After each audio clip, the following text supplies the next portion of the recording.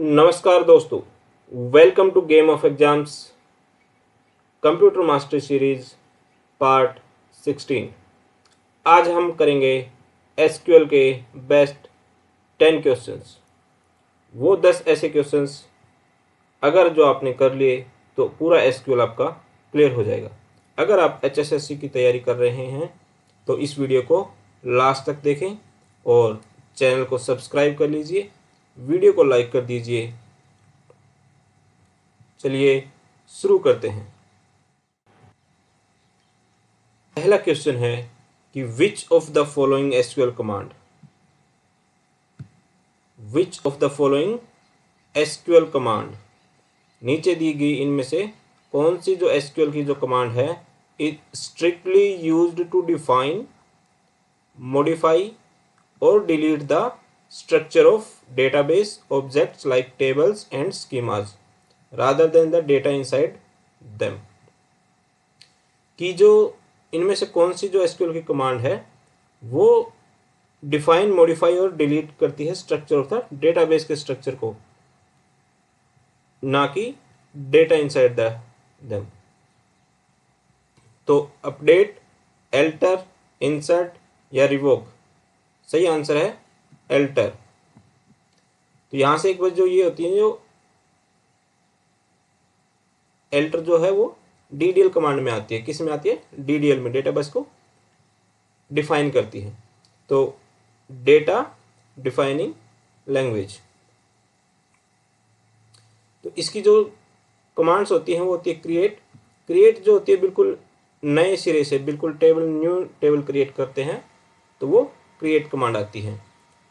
Alter जो होती है वो चेंजेस करते हैं, जैसे किसी कॉलम में चेंज करना है या फिर उसके नेम चेंज करना है या फिर उसकी डेटा टाइप चेंज करना है, तो इस तरह के काम कौन करता है? एल्टर करता है। ड्रॉप क्या करता है? पूरी टेबल को ही खत्म कर देता है, पूरे टेबल को उड़ा देता है, डिस्ट्रॉय कर देता है, हटा देता है। ट्रंकेट क्या करता है? स्ट्रक्चर, जो टेबल का जो स्ट्रक्चर है, डेटाबेस का जो स्ट्रक्चर है उसको सेम रखता है, लेकिन उसके अंदर के जो डेटा है उसको रिमूव कर देता है। तो अगर डेटा रिमूव करना है, ओनली डेटा टेबल का स्ट्रक्चर को मेंटेन रखना है तो ट्रंकेट कमांड आती है। अगर मॉडिफाई करना है तो एल्टर आती है। लेकिन अगर नए सिरे से अगर टेबल बनानी है तो वो क्रिएट कमांड आती है।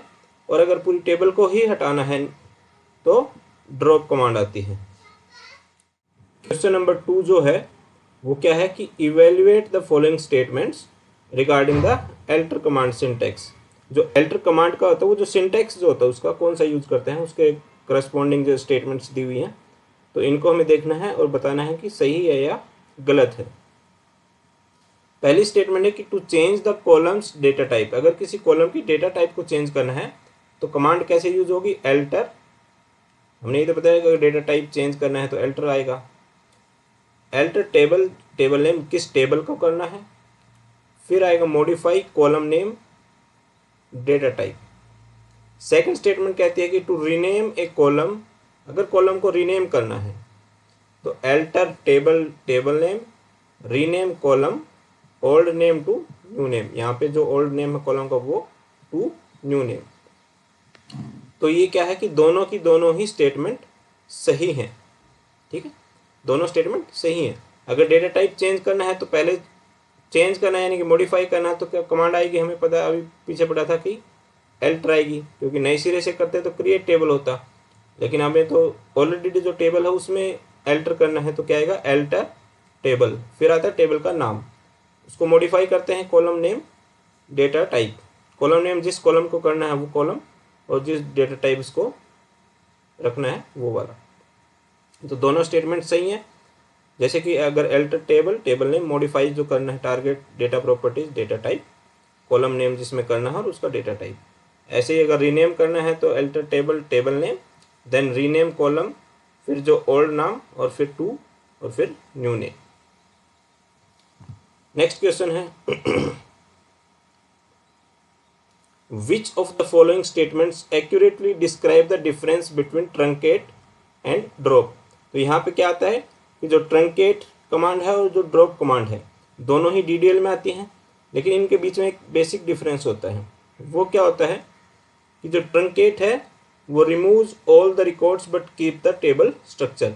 सिर्फ रिकॉर्ड्स को रिमूव करता है, लेकिन जो टेबल का स्ट्रक्चर है उसको मेंटेन रखता है। सेकंड स्टेटमेंट क्या है कि जो ड्रॉप है removes the table structure but keeps the data. कैसे? ये क्या कह रहा है कि जो ड्रॉप कमांड है वो टेबल स्ट्रक्चर को रिमूव करता है लेकिन डेटा को रखता है। ये ऐसा नहीं है, जबकि ड्रॉप करता क्या है, drop deletes the entire table and it's data simultaneously. मतलब डेटा को भी और टेबल को भी दोनों को रिमूव करता है, तो वो ड्रॉप कमांड। ट्रंकेट क्या करता है, ओनली डेटा को रिमूव करता है, जबकि टेबल के स्ट्रक्चर को सेम रखता है।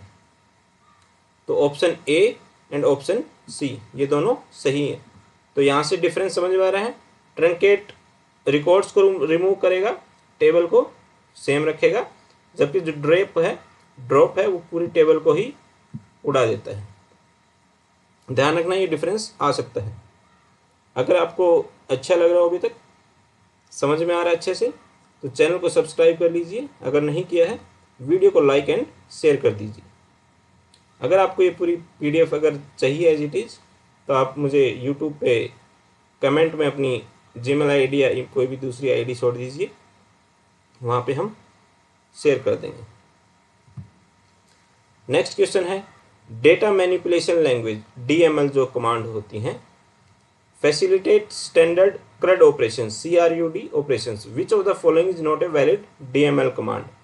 नीचे दिए गए जो 4 ऑप्शन है, इनमें से कौन सी वैलिड DML कमांड नहीं है? DML कमांड सेलेक्ट DML है, इंसर्ट DML है, ग्रांट अपडेट। ग्रांट कौन से में आती है? कंट्रोल में, DCL में आती है, और अपडेट DML है। तो A, B and D DML है और ग्रांट DML नहीं है। तो हमें पूछा है कौन सी नहीं है, तो ये ग्रांट ऑप्शन C हो जाएगा। CRUD का मीनिंग क्या होता है, ये ध्यान रखना। CRUD जो होता है वो DML का शॉर्टकट है, याद रखने का। C फॉर क्रिएट यानी कि इंसर्ट, R फॉर रीड यानी कि select, U for update, D for delete.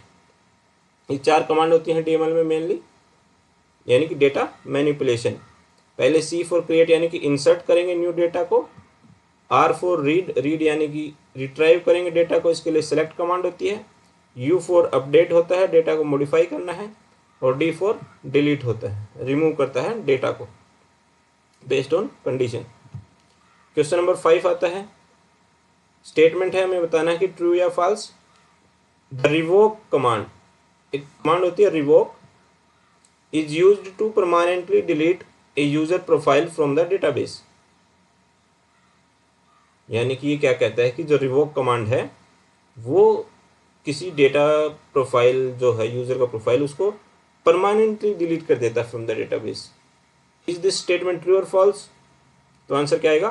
False, क्योंकि जो रिवोक है वो DCL कमांड है। कौन सी कमांड है? DCL। और DCL कमांड क्या कहती है? DCL कमांड में जो रिवोक है वो अनडू द चेंजेस करती है, यानी कि जो भी चेंजेस हमने डेटाबेस में किए हैं, अगर उनको वापस लेके जाना है, रिवोक करना है, हाँ, तो रिवोक करेगा। रिवोक यानी कि हाँ, डेटा कंट्रोल, यानी कि किसी को अगर परमिशन देनी है, डेटा कंट्रोल आता है इसमें।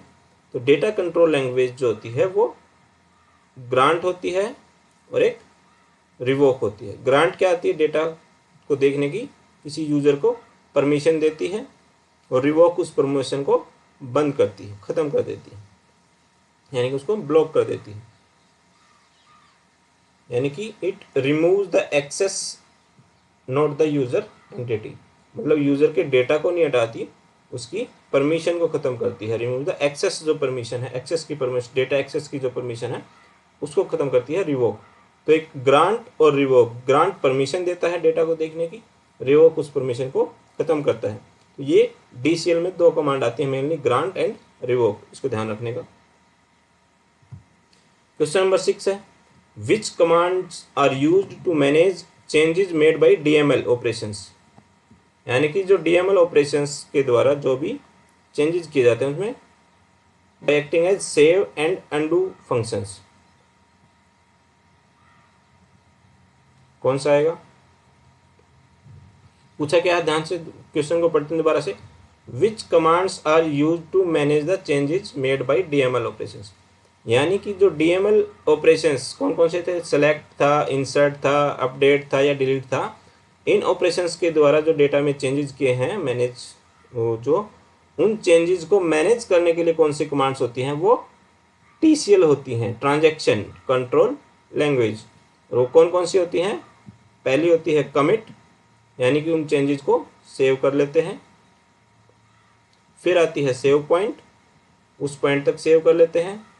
फिर एक है रोल बैक, रोल बैक यानी कि वापस कर देते हैं, अनडू कर देते हैं चेंजेस को। तो 3 कमांड है। कमिट परमानेंटली चेंज कर देता है, रोल बैक उसको वापस कर लेता है, और सेव पॉइंट उस स्पेसिफिक पॉइंट पे स्पेसिफिक पार्ट को सेव करता है। समझ गए? तो TCL में कौन कौन सी कमांड आती हैं? कमिट, देन सेव पॉइंट, और देन रोल बैक। जो 3 कमांड है वो कौन सी इसमें आती हैं? TCL में। TCL मतलब कि जो transaction control language.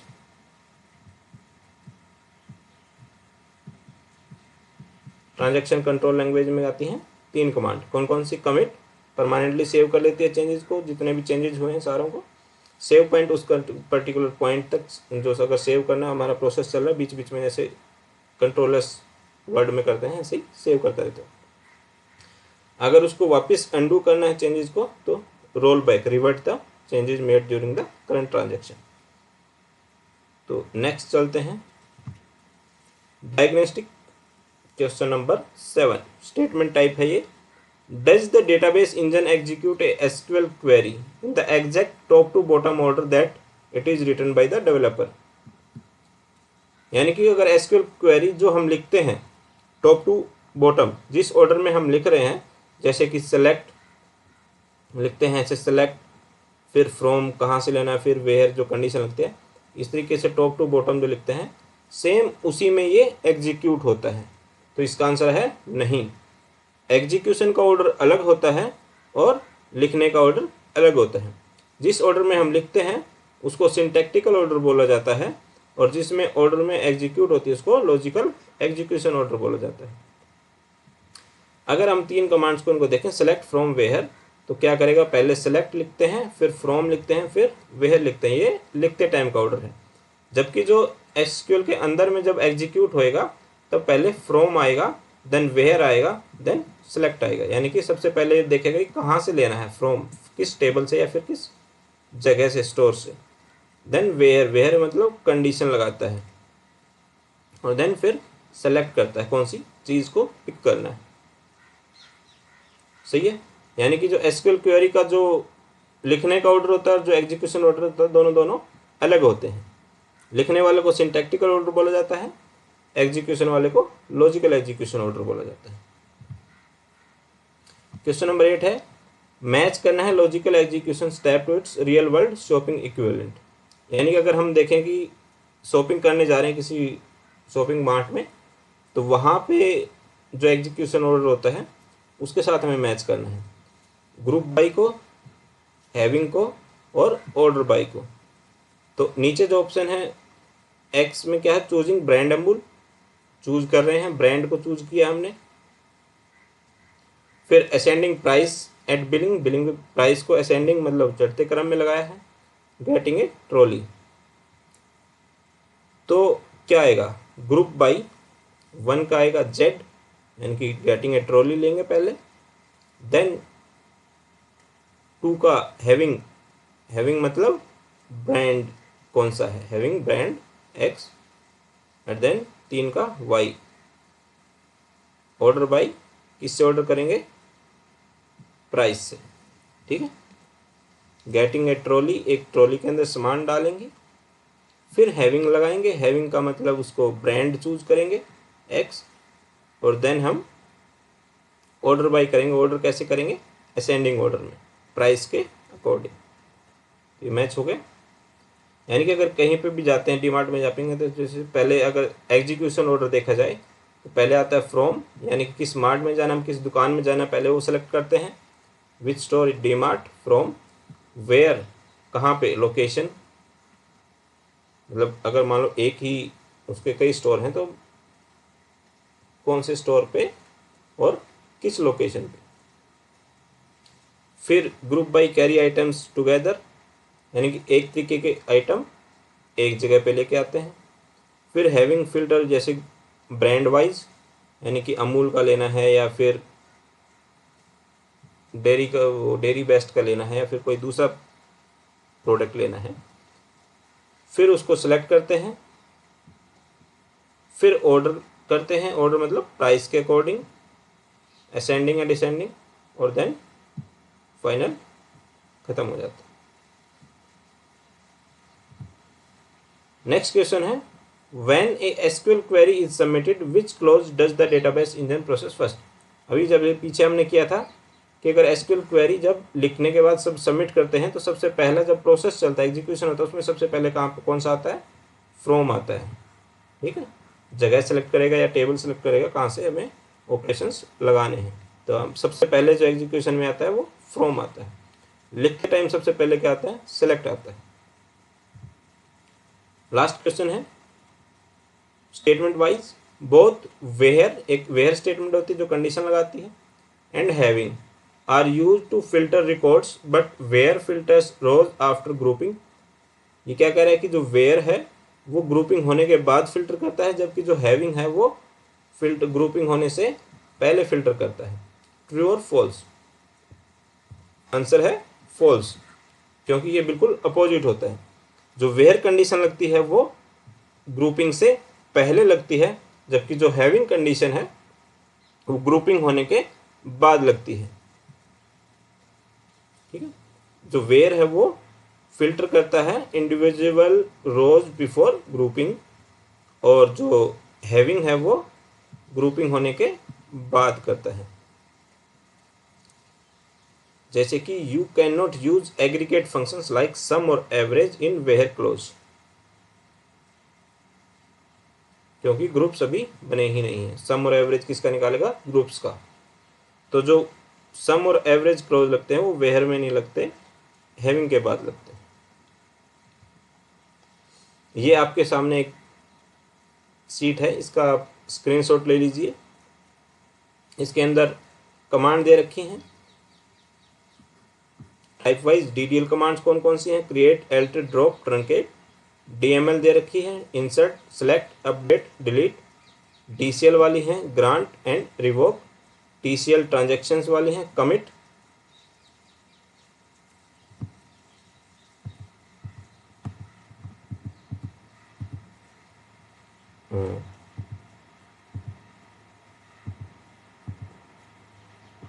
Commit, roll back and save point. जो क्वेरी इंजन लॉजिकल जो फ्लो होता है वो लॉजिकल एग्जीक्यूशन वाला, पहले from, then where, then group by, then having, select, order by and limit. ये आपका एग्जीक्यूशन ऑर्डर है, ये आपकी कमांड्स है। लिखते सिंटैक्टिकल का मतलब कि सबसे पहले क्रिएट करेंगे चीज़ों को, टेबल डेटाबेस क्रिएट करेंगे, फिर डेटाबेस के साथ इंटरेक्ट करेंगे, इंटरेक्ट में इंसर्ट करेंगे, सेलेक्ट करेंगे, अपडेट या फिर डिलीट करेंगे। डीसीएल में डेटा कंट्रोल, यानी कि किसी को यूज़र को एक्सेस देनी है या उसकी एक्सेस रिवोक करनी है। फिर ट्रांजैक्शन, यानी कि जो भी हुआ है उसको चेंजेस जो हुआ है, इंस्ट्रक्शंस जो हुए हैं, मॉडिफाई जो हुए हैं, उनको कमिट यानी कि सेव करना है बिल्कुल। रोल बैक यानी कि रिवोक मतलब वापस अंडू करने हैं चेंजेस को। सेव पॉइंट उस पर्टिकुलर पार्ट को सेव करना है। तो ये था आज का part 16 of computer master series. अगर आपको ये सीरीज़ अच्छी लग रही है और आप चाहते हैं कि उस सीरीज़ को हम कंटिन्यू करें, पूरा फुल कंप्यूटर कवर कर दें, जो जो पार्ट हमारे एग्ज़ाम से रिलेटेड है, तो इस चैनल को सब्सक्राइब करें और वीडियो को ज़्यादा से ज़्यादा लाइक एंड शेयर करें। मिलते हैं पार्ट 17 में ऐसे ही एक अल्टीमेट कॉन्सेप्ट के साथ। Thank you.